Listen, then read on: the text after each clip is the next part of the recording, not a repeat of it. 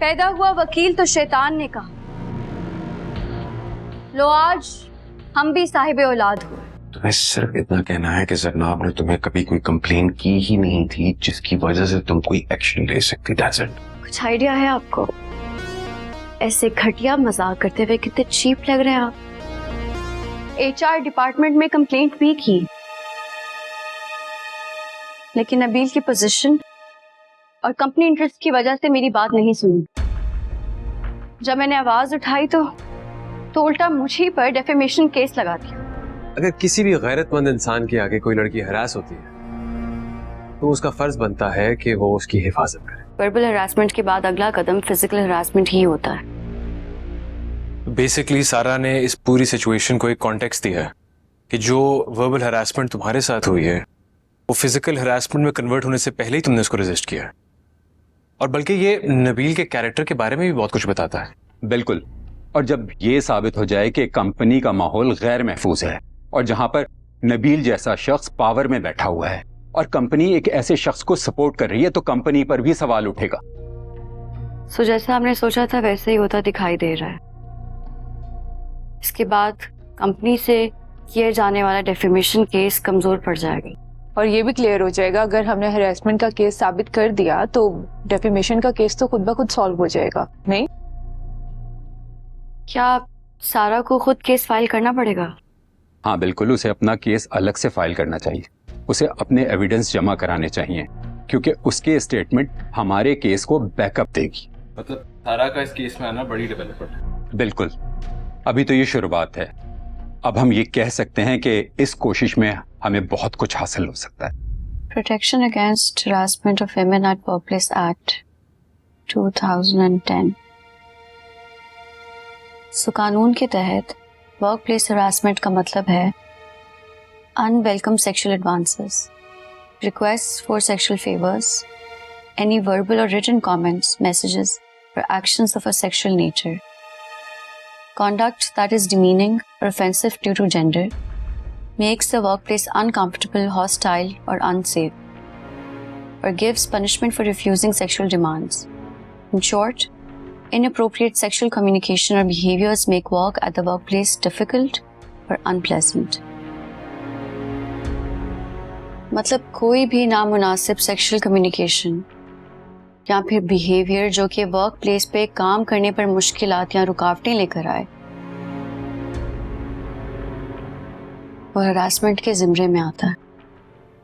अपने ही घर में चोरों की तरह आने की क्या जरूरत है? जैसे तुम्हें इस घर से जाने पर कोई नहीं रोक सकता, वैसे तुम्हें यहाँ वापस आने पे भी कोई नहीं रोक सकता। मैं जानती हूँ तुम्हें मेरी बातें बुरी लगती हैं, लेकिन बस एक बार अकेले बैठ के सोचना जरूर, जो कुछ तुमने किया और जो कुछ कहा उसके पीछे कितनी हकीकत है।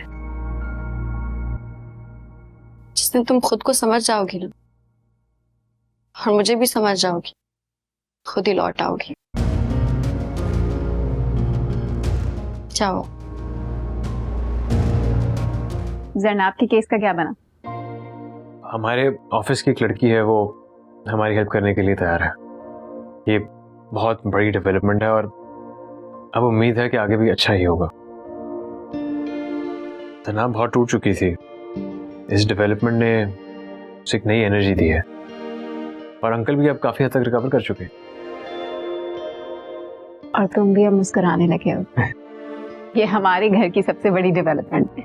योर ऑनर, मर्द और औरतों में दोनों में फितरी तौर पर कशिश पाई जाती है और अगर कोई मर्द किसी औरत को कॉम्प्लीमेंट करता है तो इसका मतलब ये हरगिज नहीं होता कि वो उसको हरासा करना चाह रहा है, ना ही उसका मतलब ये होता है कि वो किसी किस्म की कैट कॉलिंग कर रहा है, बल्कि कॉर्पोरेट कल्चर के अंदर इस चीज को बिल्कुल भी मायूब नहीं समझा जाता, इसको फ्रेंडली कॉर्डियल बिहेवियर समझा जाता। आप बैंक तो जाते होंगे किसी न किसी काम के लिए, ऑफिस भी आप जाते ही हैं, पार्क्स, मार्केट तो जाना होता होगा किसी न किसी काम की वजह से। तो क्या वहां लड़कियों को देखकर आप अपने इंस्टिंक्ट या इस फितरी कशिश की वजह से मजबूर होकर उनकी फिगर, उनकी चाल ढाल, उनकी शक्ल, उनके बाल, उनकी आंखों पर कमेंट्स पास करने लग जाते हैं? मुझे यकीन है कि आपकी अखलाकी तरबियत आपको इस चीज की इजाजत नहीं देती कि आप अपना सब काम छोड़कर किसी राह चलती लड़की के ऊपर कमेंट्स पास कर। योर ऑनर, मैं यहाँ पे अपने कॉलीग अहमद की टेस्टिमनी को सामने लाना चाहूंगी।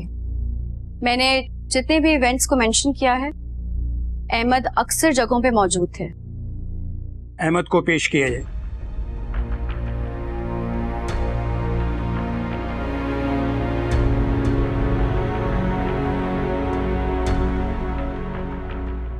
जी अहमद साहब, अभी तक आपने जितने भी वाकयात का जिक्र किया है, क्या वो तमाम वाकयात आपके सामने हुए हैं या फिर उस वक्त बाकी एम्प्लॉयज भी थे? जी वहां पर और भी एम्प्लॉयज मौजूद थे। तो फिर बड़ी हैरत की बात है कि वो सारे एम्प्लॉयज आज जनाब के साथ यहां नहीं मौजूद। जी इसके बारे में तो मैं कुछ नहीं कह सकता, लेकिन जैसे मैंने अभी पहले बताया, मेरी खुद नबील से 2-3 दफा लड़ाई हो चुकी है उसके रवैये को लेकर। How interesting. क्या आपका और जनाब का एक ही डिपार्टमेंट है? जी नहीं, मैं वीएफएक्स डिपार्टमेंट में था और जनाब क्रिएटिव टीम का हिस्सा थी। Right, very interesting.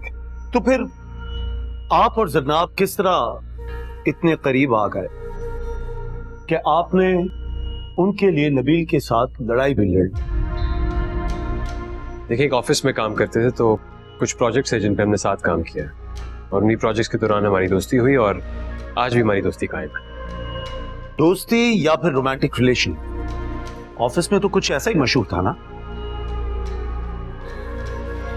मेरे ख्याल से ये महज जाती मामला नहीं, क्योंकि आप जनाब की फेवर में हैं और ऐसे केस में जहां कोई शख्स न्यूट्रल हो और दूसरा शख्स रिलेशनशिप में हो, उन दोनों की टेस्टिमोनी में बड़ा फर्क होता है। सवाल तो यहां यह भी उठता है कि कोई भी प्रोफेशनल इंसान अपनी वर्क प्लेस पे इस तरह के रिलेशनशिप्स को नहीं शुरू करता है। वो आप ऐसे क्यों सोच रही हैं? मैं कुछ नया तो नहीं कर रही। तुम ये सब कुछ अहमद की वजह से कर रही हो ना? ये सब कुछ मैं अपने लिए कर रही हूँ, और जिंदगी में मोहब्बत ही तो सब कुछ नहीं होती ना। ये बात शायद थोड़ी देर में मुझे समझ आई। मेरे दिल में अहमद के लिए फीलिंग्स थी, पर हमेशा जिसकी ख्वाहिश करे वो पूरी तो नहीं होती ना। अहमद मेरा बहुत अच्छा दोस्त है और मैं उस दोस्ती को इस मोहब्बत से कई ज्यादा अहम समझती हूँ, और मैं इस दोस्ती को यकतरफा मोहब्बत का लेबल नहीं दे सकती फुप्पो। तो इससे क्या फर्क पड़ता है सर?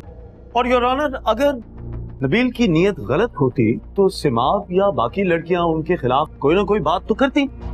जैसे सिमाब ने हमें ये बताया कि उन्हें नबील का मजाक कभी भी बुरा नहीं लगा। मैंने कब कहा कि मुझे बुरा नहीं लगा? मैंने कहा मैं सीरियस नहीं लेती। बचपन से मैं सुनती आ रही हूँ, स्कूल, कॉलेज, यूनिवर्सिटी, हर जगह, ऑफिस में सब मेरे मोटापे का मजाक उड़ाते हैं। आदत हो गई है, इसलिए नबील की बात नॉर्मल लगती है। इसका ये मतलब नहीं है कि मुझे बुरा नहीं लगता, मुझे बहुत बुरा लगता है। जरनाब ने बर्दाश्त किया, नबील को रोकना भी चाहा, HR के पास भी गई, लेकिन किसी ने कुछ नहीं किया। ठीक है, आप जाके बैठ सकती हैं।